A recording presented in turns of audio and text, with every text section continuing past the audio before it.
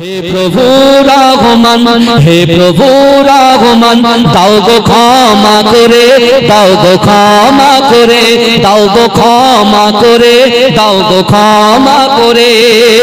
তুলি হাত মোনাজাত করি তোমার দরবারে, জানা জানা গোনা দাও ক্ষমা করে। তুলি হাত মোনাজাত করি তোমার দরবারে, জানা জানা গোনা দাও ক্ষমা করে। পাহাড় সমান গোনা মোর দাও তুমি ক্ষমা করে, দাও গো ক্ষমা করে, দাও গো ক্ষমা করে। হে প্রভু রহমান, দাও গো ক্ষমা করে, দাও গো ক্ষমা করে, দাও গো ক্ষমা করে। মনের মাঝে সকাল সাজে কত পাপ গেঁথেছি, তোমার ভুলে বেখেয়ালে কত পথ চলেছি। মনের মাঝে সকাল সাজে কত পথ গেঁথেছি, তোমার ভুলে বেখেয়ালে কত পথ চলেছি। গুনার খাতা পাবে গাতা, দাও গো শূন্য করে, দাও গো ক্ষমা করে, দাও গো ক্ষমা করে, দাও গো ক্ষমা করে, দাও গো ক্ষমা করে। হে প্রভু রহমান, দাও গো ক্ষমা করে, দাও গো ক্ষমা করে, দাও গো ক্ষমা করে। মনের আশা নিরাশা করো না অন্তর্যামী, মনের আশা নিরাশা করো না অন্তর্যামী। আমাদের মনের আশা দাও তুমি পূর্ণ করে। হে প্রভু রহমান, হে প্রভু রহমান, দাও গো ক্ষমা করে, দাও গো ক্ষমা করে। আল্লাহুম্মা সাল্লি আলা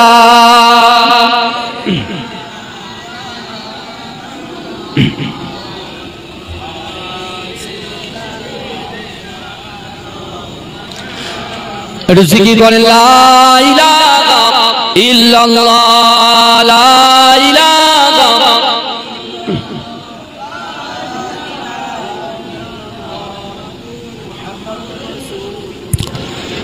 সকলে বলুন সাল্লাল্লাহু আলাইহি ওয়াসাল্লাম।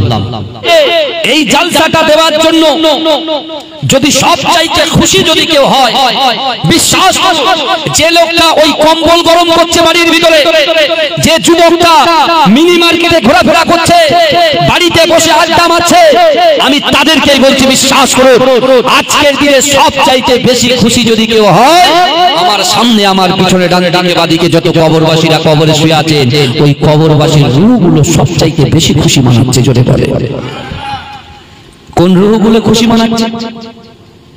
আজকে যেমন কবরবাসীর রূহগুলো খুশি মানাচ্ছে, আজকের দিনে তারাও কষ্ট পাচ্ছেন।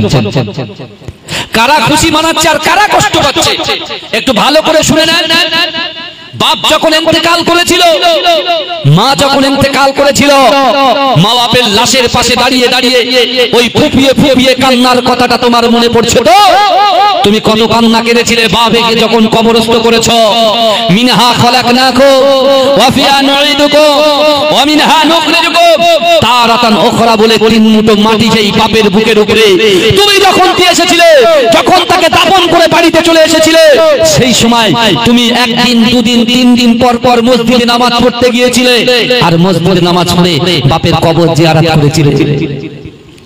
এই কথা ঠিক বলছি না ভুল বলছি? গায়ে লাগবে কিন্তু। আর এখন বাপ তো ইন্তেকাল করেছে, 1 বছর পার হয়ে গেছে, 2 বছর পার হয়ে গেছে, 4 বছর পার হয়ে গেছে, 5 বছর হয়ে গেছে। ছেলের এখন ব্যাপক ওড়ার শখ হয়েছে, সে নামাজের কথাও ভুলে গেছে। বাপের কবরের পাশ দিয়ে যাচ্ছে, একবার বলে না আসসালামু আলাইকুম ইয়া আহলাল কুবুর। কিন্তু আমার ভাইরা, যে যুবকগুলো, যে বাড়ির সন্তানগুলো, যে বাড়ির মহিলাগুলো পর্দায় বসে বসে জলসা শুনছেন, শুনে নেন, মা আপনি আমি আমরা এই in the boundary piece of paradise জান্নাতের বাগানে বসে যতক্ষণ বসে থাকবো ততক্ষণ আমাদেরও উপকার হবে। আমাদের বাপ দাদা 14 গোষ্ঠী যারা চলে গেছেন কবরে, তারাও খুশি মানাবে। জোরে বলে, এই চিৎকার দিয়ে বলে। আর সকালবেলা যখন গ্রামের জলসা হবে, কবরবাসীরা খুশি হয়ে কবরের উপরে দাঁড়িয়ে আছে, আমার সন্তানটা হয়তো আজকে জান্নাতের বাগানে বসবে। সে সুবহানাল্লাহ বলবে, সে আলহামদুলিল্লাহ বলবে, সে করে তাকবীর দেবে, সে এমন করে কোরআনের আয়াতগুলো শুনবে, রাসূলুল্লাহর মুখস্থিত বাণী হাদিসগুলো শুনবে, আমার সন্তানটা আখির দোয়ায় হাত তুলবে, আমাদের জন্য দোয়া করবে, আল্লাহ পাক তাদের দোয়াকে কবুল করে সওয়াবগুলো আমাদের কবরে ছুঁড়ে দেবে, আর সেটা আমরা আখিরাতের জন্য আমাদের বস্তাবন্দি করে রাখবো। জোরে বলুন না সুবহানাল্লাহ। কিন্তু রোহ দেখছে যে না, মাগরিবের নামাজ হয়ে যখন জলসা শুরু হলো, ছেলে বাদাম কেনায় জিলিপি কেনায় ব্যস্ত, ছেলে এমন করে বাড়িতে শুয়ে আছে, বাপের সেই কষ্টই রয়ে গেল। তাই আমার ভাইরা বিশ্বাস, আজকে আমরা যারা এই পৃথিবীতে এসেছি মা, এই পৃথিবী ছেড়ে আমাদেরকে চলে যেতে হবে। হবে কি হবে না? কথা বলে হবে না? কারণ আল্লাহর কোরআন বলছে বিসমিল্লাহির রহমানির রহিম, ইজা জা আজালুহুম লা ইস্তাখিরুনা সাআতাও ওয়া লা ইস্তাকদিমুন, অর্থাৎ মৃত্যু যখন আসবে এক সেকেন্ড লেট করা হবে না, এক সেকেন্ড দেরি করা হবে না। এ যুবক, তুমি বুকে হাত দিয়ে বলো তো দেখি, এই দুনিয়াতে আসার সিরিয়াল আছে, যাবার কি কোনো সিরিয়াল আছে? এই কথা বলে, আসার সিরিয়াল আছে, যাবার কি কোনো সিরিয়াল আছে? যাবার কোনো সিরিয়াল নাই।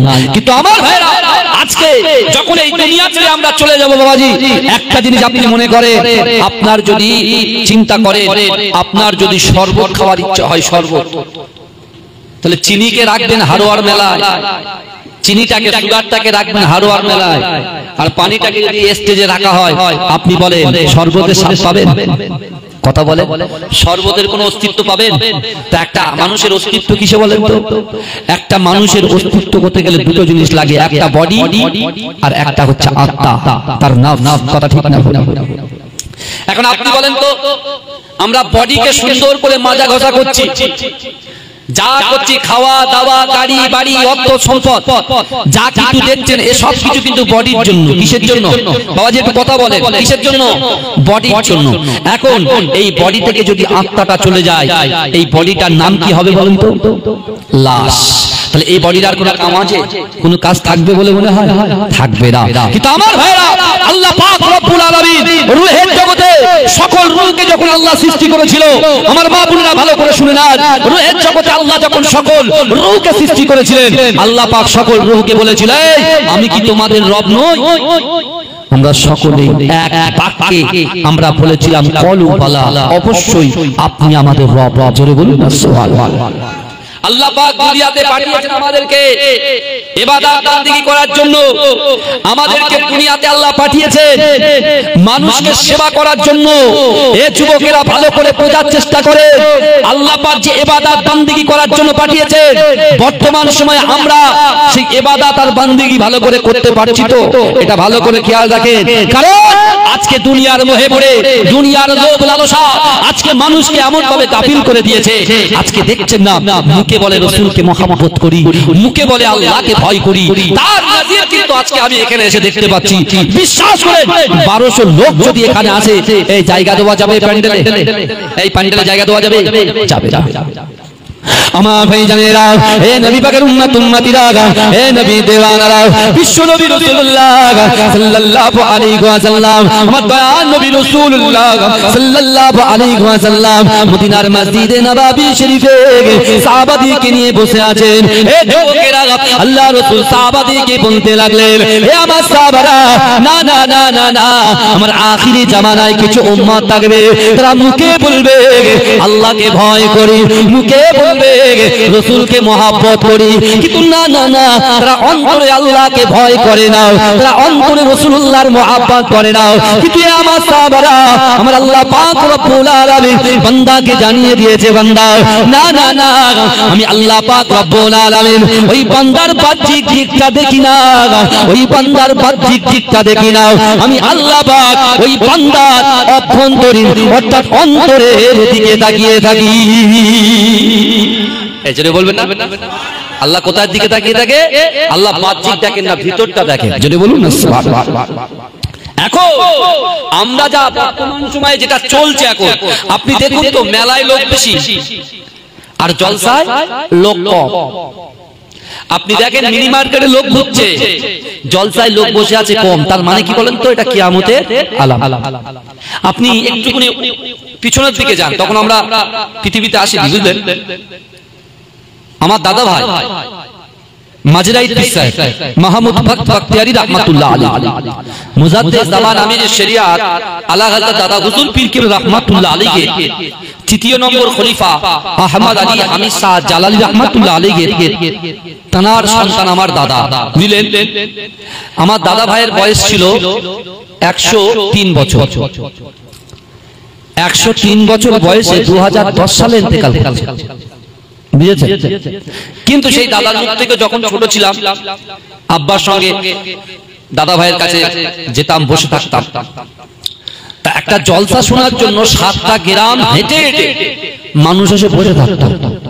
আর তখন তো লাইটের ব্যবস্থা ছিল না, তখন সেই গ্যাস লাইট না কি বলে, বুঝলেন তো, স্টপের মতো হাওয়া দিয়ে পাম দিয়ে শঁ করে ওটা মাথার উপরে দিয়ে সব লোক আস্তে আস্তে এসে বসতো। আর এখন লাইট হয়েছে, বসার সুন্দর ব্যবস্থা হয়েছে, সবকিছু হয়েছে, কিন্তু শ্রোতা অন্তরটা মরে গেছে। কিন্তু আপনি চিন্তা করেন, মা যে কথাটা বললাম, শরীর থেকে রূহটা বেরিয়ে গেলে এই শরীরের আর কোনো দাম থাকে না, থাকে কি? কোনো দাম থাকে না। তাহলে এখন এই শরীরটাকে আপনি মাজা ঘষা সবকিছু করছেন, মেকআপ করছেন, সবকিছু করছেন, কিন্তু যখন আত্মাটা বেরিয়ে যাবে আপনার এই বডি কোনো কাজে আসবে না। আসবে কোনটা? ওই আত্মা। এখন আত্মার খোরাক আপনি ঠিকঠাক দিচ্ছেন তো? কথা বলেন না। আত্মার খোরাক ঠিকঠাক পড়ছে তো? নামাজ, কালাম, জিকির, ফিকির, এই কথা বলেন না, কোরআন তেলাওয়াত, এগুলো চলছে তো ঠিকঠাক?